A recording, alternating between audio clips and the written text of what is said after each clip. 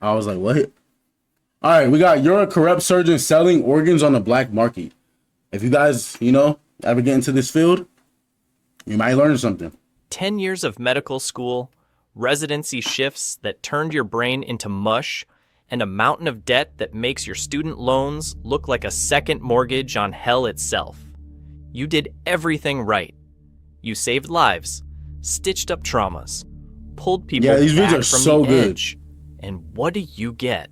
A paycheck that barely covers your malpractice insurance and an ex-wife who took half of what little you had left. Oh, You're wow. 42 years old, staring at a future where retirement is a fairy tale and your idea of a vacation is an extra shift in the ER. The system chewed you up, and now it's spitting you out in slow motion. But today, everything changes. Yeah, You're in the I've seen surgeon's that one. lounge, halfway through a cup of coffee that tastes like burnt regret, when your phone buzzes. Unknown number. Normally you'd ignore it, but something makes you answer. The voice on the other end is smooth, professional, and gets straight to business. He says he represents certain clients with specific medical needs that can't be You want to met watch through this one? Y'all want to traditional watch this one or the CIA one? channels. He mentions a figure, not for a consultation, for a single procedure. The number has more zeros than your annual salary. You should hang up.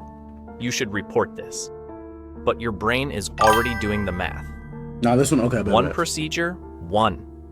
You could pay off your debt, Okay. buy back some semblance of a life, maybe even sleep without the crushing weight of financial ruin pressing on your chest. You tell him you'll think about it. He says you have 24 hours. That night, you don't sleep. You pace your tiny apartment, looking at the walls closing in. You think about the Hippocratic Oath about doing no harm. Then you think about the hospital administrator who denied your raise while buying his third vacation home. You think about the insurance companies that dictate your every move. You think about dying broken. When you call back... See, and this your right voice here is the mindset, y'all. What the fuck is that? This right here is the mindset that everybody goes through before they do some illegal shit for money. is steady. You say yes. The instructions are simple. A private clinic, cash payment, How much money for you no to do questions. this? If they were paying me, so like let's say they gave me a monthly raise, I would say I would do it for at least 5 mil a month. Like if I'm making 5 million a month and this is underground, we could talk for sure. You'll be performing a kidney transplant. The donor is already prepped and consenting, or so they tell you. You show up at an address that looks more like a luxury spa than a medical facility. Everything is pristine.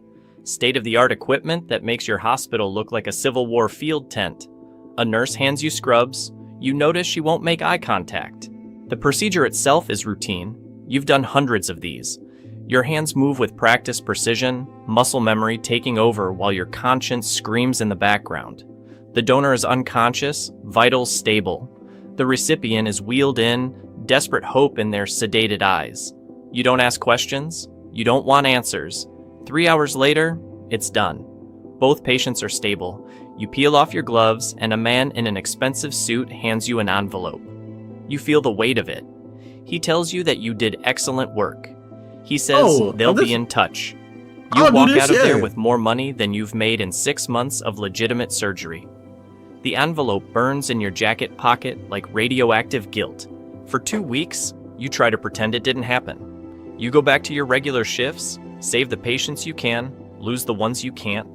You deposit the cash in small increments. You pay off one credit card, then another. The relief is intoxicating. Then your phone rings again. This time, they need you for something more complex, a liver transplant.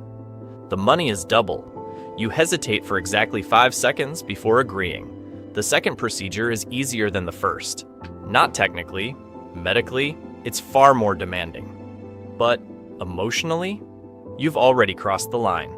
Going back feels impossible. Moving forward is just momentum. Over the next year, I would do it. You become their go-to surgeon. You're not performing back-alley butcher jobs. These are legitimate procedures with proper equipment and post-op care. You tell yourself that makes it different. You tell yourself the donors are consenting. You tell yourself the recipients would die without you. The money piles up. You move to a better apartment. Okay. You buy a car that doesn't sound like it's coughing up its transmission. You start sleeping through the night again. Almost. Your colleague at the hospital, Dr. Martinez, notices you've been different, less stressed. Mind You your watch. fucking business. She jokes that you must have a rich girlfriend. You laugh it off, but her observation rattles you. You're getting comfortable. Comfort breeds carelessness. The jobs keep coming. Kidneys, livers, corneas. Once, a heart. That one keeps you up for 3 days straight afterward. You prescribed yourself sleeping pills just to function. You're saving lives, you tell yourself. The recipients are real people with families. Without you, they die on waiting lists while bureaucracy shuffles papers, but then they ask you to do something different. The man on the phone explains that they have a donor. Young, healthy, multiple organs viable. The recipient list is already arranged. It's a complete harvest. You've done this before on brain-dead patients in hospitals. This should be no different. Except when you ask about the donor's condition, there's a pause. The voice tells you the donor is a perfect match. Consenting. Compensated. Everything is legal where they are. You don't ask which country that is. You show up at the facility. The donor is prepped, sedated. You review the charts. 23 years old. Perfect health. And suddenly, something feels wrong. You've ignored red flags before, but this one is flashing like a nuclear warning. You ask the coordinator to see the consent forms. She hesitates, tells you everything is handled. You insist. She makes a call. You said, in your opinion, is $5 million a month worth if you're slowly losing your sanity? I wouldn't lose my sanity though, because I wouldn't lose my sanity because I don't know, yes, it's illegal money, but like, bro, you gotta do what you gotta do in this world. Like, we all gonna die anyway. You know what I'm saying? Like, bro, we only got 75 years here average, bro. So why not just live this shit up? You feel me? And I'll just feel like my life is a movie. 10 minutes later, a different man appears. Not medical staff.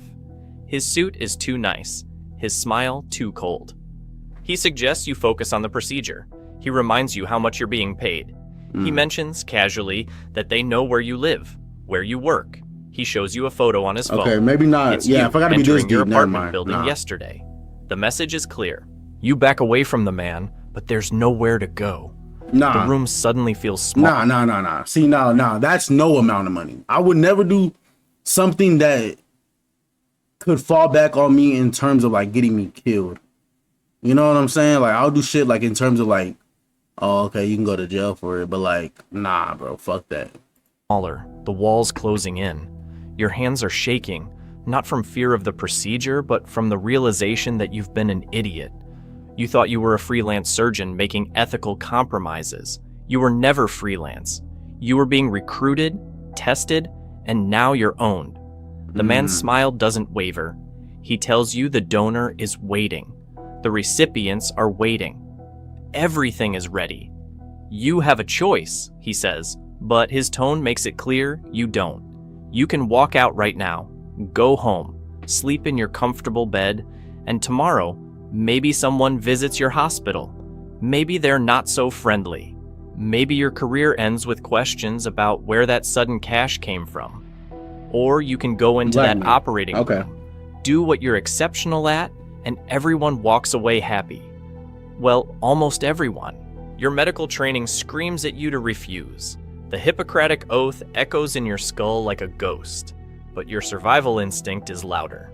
You think about your apartment, your car, your life that finally doesn't feel like it's suffocating you.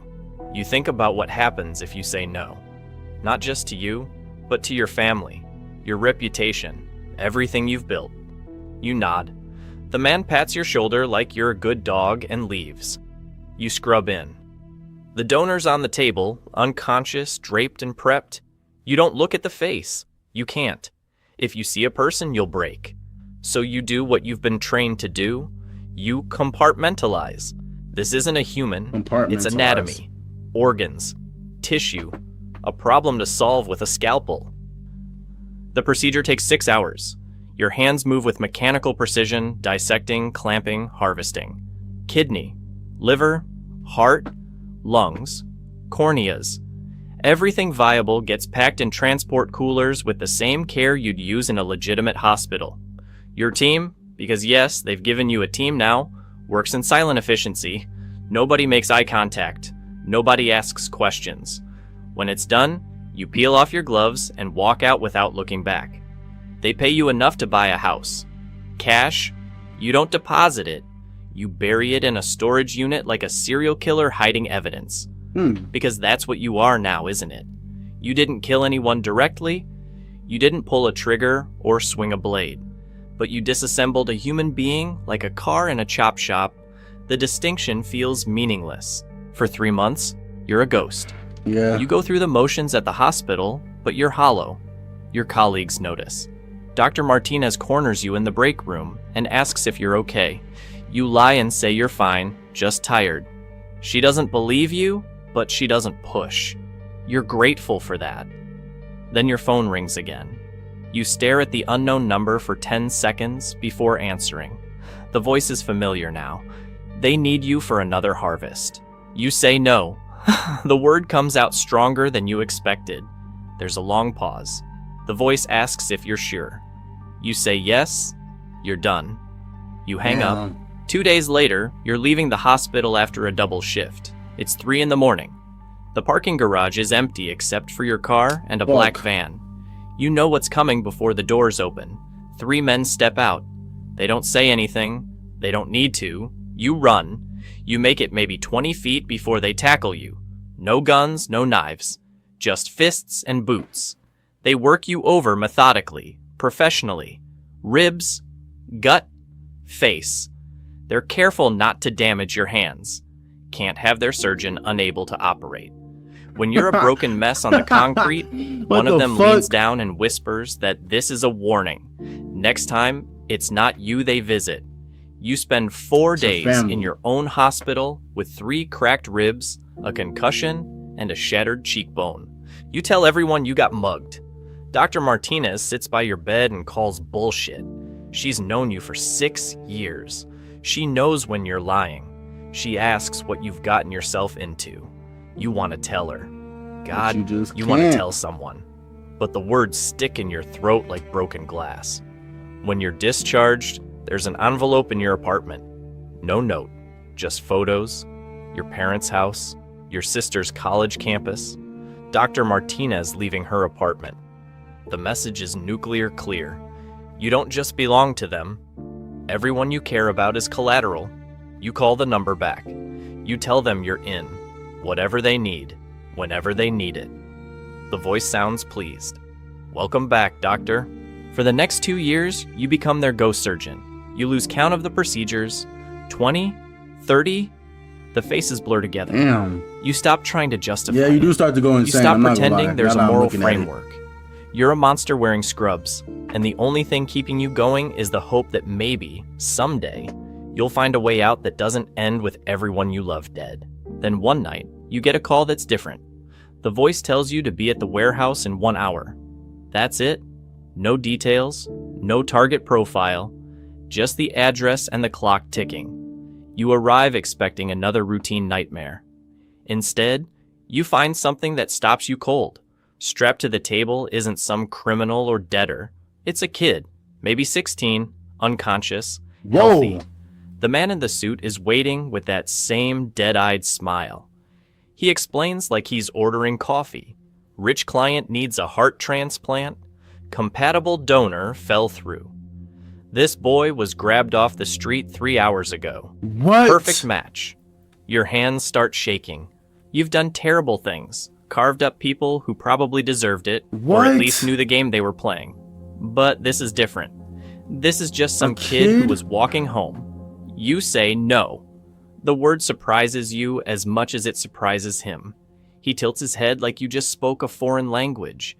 He reminds you about the photos, your parents, your sister, Dr. Martinez, You know what happens if you refuse. But something breaks inside you. Maybe it's been breaking for 2 years and you just now noticed. You look at the kid's face and realize you can't do this. Not this. There's a line and you just found it. You tell him to go to hell. The beating is worse this time. They shatter your left hand with a pipe. 4 fingers broken. Bro. Your operating hand. The irony is almost funny. When you wake up in the hospital, Dr. Martinez is there. She's not asking questions anymore. She's demanding answers. Your hand is in a cast. Your career is over. And she Damn. wants to know why. That shit's So you crazy. tell her It's so it's everything. that easy. The harvesting, the threats, the kid on the table. You expect horror or disgust. Instead, she goes quiet for a long time. Then she makes a phone call.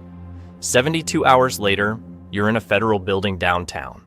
Dr. Martinez has a cousin in the FBI. Turns out she's been suspicious for months, collecting her own evidence. The agents are interested, very interested.